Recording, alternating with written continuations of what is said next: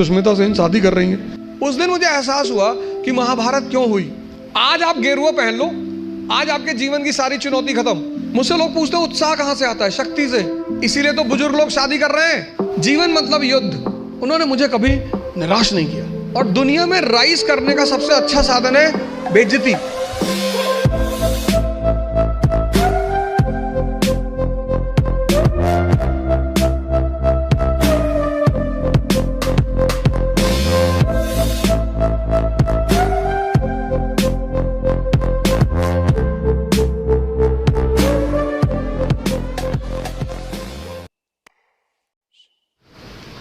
सिर्फ किताब लेकर खड़े होने से बहुत बड़ी बात नहीं होती। सिर्फ वेपन लेकर खड़े, महाभारत के युद्ध में अर्जुन के रथ पे शिखंडी खड़ा हो जाता है। भीष्म पितामह का इससे क्या लड़े? हथियार उसके भी हाथ में है, लेकिन वो मानते ही नहीं उसको। जीवन में एक और अहम बात है, वो है व्यक्तित्व। व्यक्तित्व का मतलब बदमाशी नहीं होता। कॉलर खड़ा कर लिया, 3 बटन खोल ली, चाबी नचाते हुए जा रहे हैं, ये सब नहीं होता। हमारे देश की एजुकेशन सिस्टम ने जिसको सबसे ज्यादा निगलेक्ट, मतलब मैं देखता हूं लोग 4 आदमी के सामने बोल नहीं पाते। कई चीजें हैं जो मैं हर सेमिनार में रिपीट करता हूं, उसमें से एक ये है कि स्टूडेंट, भिखारी और सन्यासी की कोई इज्जत होती नहीं। कि तुम लोग जो अपनी इज्जत बचाने की कोशिश करते हो, अपने स्कूल में किसी कारणवश पकड़े गए, कार्रवाई हुई हमारे ऊपर, तो मेरी माताजी ने कहा घर में कि कुल का नाम खराब कर रहा। तो मेरे पिताजी ने बड़ा अच्छा जवाब दिया, बोले कौन सा मुगल कुल है कि हमारे कुल का भारत में बड़ा नाम। बोले कोई बात नहीं बेटा, जाओ, तुम हो गई गलती तो कोई बात नहीं। स्टूडेंट, तुम जहाँ भी सीखने जाओगे ये सब कॉन्सेप्ट लेकर, मैं तो क्लास में देखता हूँ 500 लड़के 600 लड़के बैठे होते हैं, सवाल ही नहीं करते, एक दूसरे का चेहरा देखते हैं। जब तुमको तुम्हारी एजुकेशन इतनी हिम्मत नहीं दे पाई कि तुम भीड़ में खड़े होकर प्रश्न कर सको, तो वो एजुकेशन तुम्हारी जिंदगी को कैसे बदल सकती है? अगर तुम पढ़े लिखे हो, शिक्षित हो और तुम सवाल नहीं कर सकते, भाई तुम सवाल, यहां इतने सारे लोग बैठे, अगर तुम कोई क्वेश्चन पूछते हो और लोग हंसते हैं, क्या फर्क पड़ता है? लोग सिर्फ मुर्दों पे नहीं हंसते। तुम अगर जिंदा हो, तुम जिंदा हो तो लोग तुम पर हंसेंगे। तो एजुकेशन कम से कम इतनी तो क्षमता दे कि मैं पूछूंगा हाथ उठा के। कितने लोग आते हैं कोचिंग करने, वो कोचिंग से वापस चले आते हैं, वो अपने डाउट्स पूछते ही नहीं क्लास में, टीचर से मिलने ही नहीं जाते। और दुनिया में राइज करने का सबसे अच्छा साधन है बेइज्जती। जो तुम मोटिवेशन ढूंढते हो ना, वो इसीलिए ढूंढते हो क्योंकि तुम्हारी बेइज्जती नहीं होती। जिसकी बेइज्जती होने लगेगी ना, उसके अंदर आग लग जाएगी कि तुमको दिखाएंगे अब। और तुम उसी चीज से डरते हो।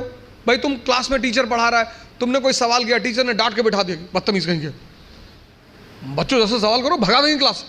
पूरी क्लास हंसने लगी।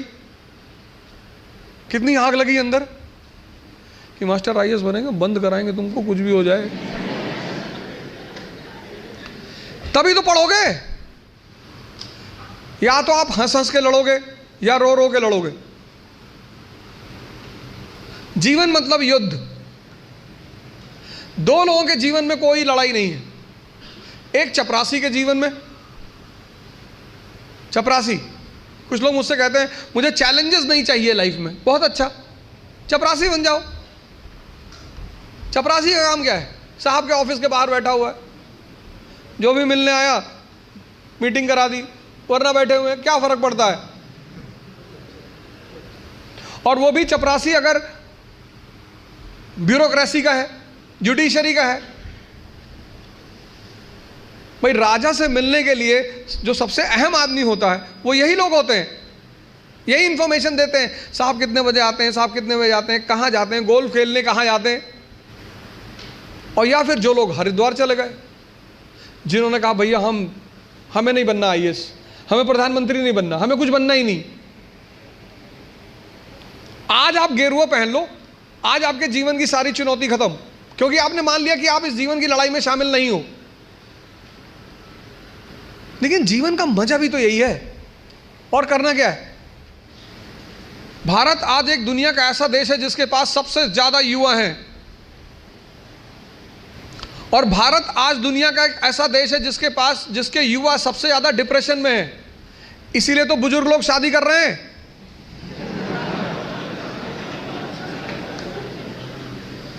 अरे नहीं, मैं नाम क्यों लूं किसी आदमी का? पर अखबार तो सारे लोग पढ़ते हैं ना।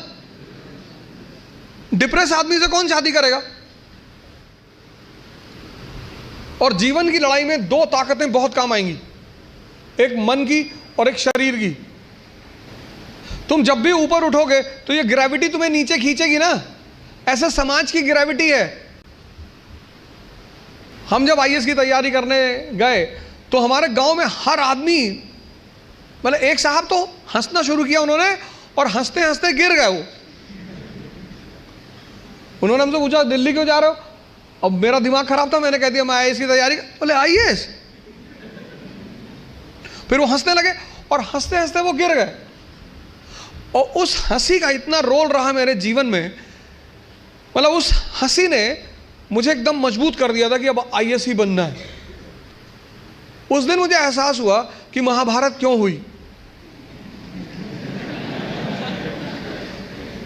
आपको कोई डांट दे उतना बुरा नहीं लगता, आपको कोई भगा दे बुरा नहीं लगता, जब लोग हंसते हैं ना तब बहुत दर्द होता है। लेकिन मेरे पिताजी ने मुझसे कहा कि आईएएस प्रधानमंत्री बनने वाले आदमी। अरे मैंने कहा यार क्यों चढ़ा रहे हो फालतू में। भगवान का आशीर्वाद से आज भी हमारे साथ हैं, और मैं अगर उनसे कोई भी बात कहता हूँ तो तुम्हारे लिए तो कल ही कर लोगे। तो मैंने कहा सोच रहे हवाई जहाज खरीद लो। अरे ने कहा भैया जी लेने दो। लेकिन उन्हीं की वजह से मतलब आज जहां भी मैं हूं उसमें सबसे ज्यादा योगदान मेरे पिताजी का है।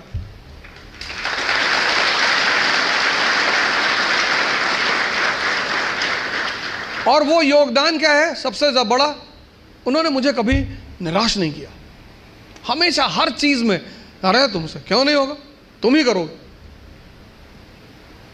मैं जब सेमिनार लेने निकलता हूं तो आमतौर पर उनसे बात कर लेता हूं। कोई भी मैच हो तो जब मैच खेलने आप उतरते हो ग्राउंड पे तो हर मैच में एक फीलिंग तो रहती ही है। मैं उनसे बोलता हूं कि यार सेमिनार है, हाँ ठीक है तुम जाओ, तुम एक दिन यूएन में भी बोलोगे। और वो चीज इतनी उत्साहित कर देती है। तो मैं सब लोगों से यहां रिक्वेस्ट करूंगा कि आप योग और ध्यान से जरूर जुड़ें। ध्यान किसी धर्म का नहीं है, उस ध्यान पर किसी धर्म विशेष की मोनोपोली नहीं है। ध्यान का सीधा सा मतलब है अपने मन को समझना। आप में से बहुत सारे लोग हैं जो 10 घंटा पढ़ना चाहते हैं लेकिन ये पढ़ने ही नहीं देता होगा। तुम्हारी जीत किस पर निर्भर करती है? अगर इससे तुम्हारी दोस्ती हो गई और तुम जो करना चाहते हो उसमें ये तुम्हें सपोर्ट करने लगा, या तुम उठे सुबह, तुमने डिसाइड किया कि आज मैं 4 घंटे पढ़ूंगा और तुम्हारा मन तुम्हारे साथ बैठ गया और 8 घंटे बीत गए तुम्हें पता ही नहीं चला, वही तो ब्लेसिंग है। और तुमने टारगेट बनाया कि 6 घंटे पढ़ूंगा और 60 मिनट बाद तुम चाय पी रहे हो, बाहर खड़े हो गए, और चाय पी रहे हो तो बुरा नहीं कर रहे हो, चलो अच्छा कर रहे हो। तुम्हारा जो डिस्कशन है, तुम जब भी लोगों से बात करो तुम ये गौर करो कि किस मुद्दे पे कर रहे हो। सुष्मिता सेन शादी कर रही है, तुम्हारा चाय पीना भी बुरा नहीं है, तुम्हारा डिस्कशन करना भी बुरा नहीं है। बुरा है तुम्हारा मुद्दा। चलो बाहर निकल ही आए, बात कर रहे हो, कोई बात नहीं, तो किसी ऐसे मुद्दे को उठाओ जिससे, और डिबेट का मतलब झगड़ा नहीं, डिबेट का मतलब एक्सचेंज ऑफ इंफॉर्मेशन। पूरी जिंदगी तुम ये कभी नहीं कह पाओगे कि अब मुझे सब कुछ आता है, और जिस दिन तुमने ये कह दिया किसी मेंटल हॉस्पिटल जरूर चले जाना। अपने आप को ताकतवर बनाओ, फिजिकली और मेंटली, क्योंकि यही ताकत तुम्हारा उत्साह बनेगी। पीवीआर की टिकट लेनी है, लाइन में खड़े हो तुम, और तुम्हारी हाइट है 6 फीट और वेट है 250 kg, तो तुम लाइन में कभी नहीं जाओगे। ताकत है ना शरीर में, उत्साहित हो तुम, लाइन के आगे चले गए। तुमको पता कि अगर कोई झगड़ा करेगा सबको मारेंगे। मुझसे लोग पूछते हैं उत्साह कहां से आता है? शक्ति से। ये जो एंथुजियाज्म है, ये जो कॉन्फिडेंस है, ये ताकत का खेल है। अपनी पढ़ाई के साथ जिस चीज को तुम निगलेक्ट करते हो, जो निगलेक्ट करते हो, तुम उस पर ध्यान ही नहीं देते, वो चीज है तुम्हारी पर्सनैलिटी।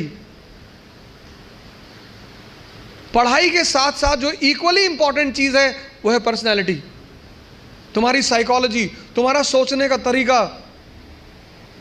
अब पुणे से निकलेंगे और भी ज्यादा IAS PCS, क्योंकि अब पुणे में आ गया है इकरा IAS, जहां ओझा सर की देखरेख में होगी UPSC की best preparation. We have best faculties from Delhi. Online and offline batches starts at Ikra IAS by Ojha Sir, Sadashiv Peth, Pune.